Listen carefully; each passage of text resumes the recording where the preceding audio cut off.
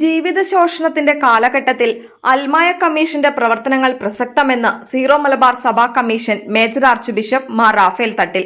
Zero Malabar സഭയുടെ കുടുംബങ്ങൾക്കും അൽമായർക്കും ജീവനും വേണ്ടിയുള്ള സിനഡൽ കമ്മീഷൻ സമ്മേളനം ഉദ്ഘാടനം ചെയ്ത് സന്ദേശം നൽകുകയായിരുന്നു മാർ തട്ടിൽ.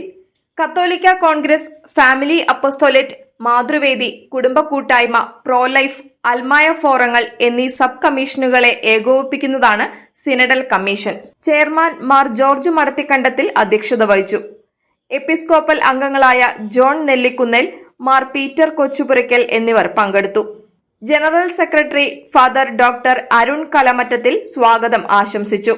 ലോകത്തിൽ അക്കാഡമിക് ബാധ്യതകൾ വർദ്ധിക്കുകയും അതേസമയം ജീവിത പഠനവും മൂല്യത ജീവിത പരിശീലനം നഷ്ടപ്പെട്ടു പോവുകയും ചെയ്യുന്ന ഈ കാലഘട്ടത്തിൽ സഭയ്ക്കും സമൂഹത്തിനും നേതൃത്വവും ദിശാബോധവും നൽകേണ്ടത് അൽമായ കമ്മീഷനാണെന്ന് മേജർ ആർച്ച് ബിഷപ്പ് ഉദ്ബോധിപ്പിച്ചു.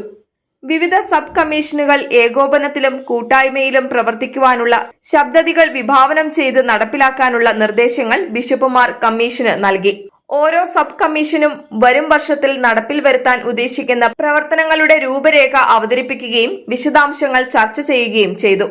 മനുഷ്യമഹത്വത്തിനും ജീവന്റെയും കുടുംബ സംവിധാനത്തിന്റെയും മൂല്യങ്ങൾക്ക് വിരുദ്ധമായ സാമൂഹിക തിന്മകൾക്കെതിരെ ശക്തമായ ബോധവൽക്കരണവും ക്രിയാത്മകമായ ഇടപെടലുകളും നടത്താൻ കമ്മീഷൻ തീരുമാനിച്ചു.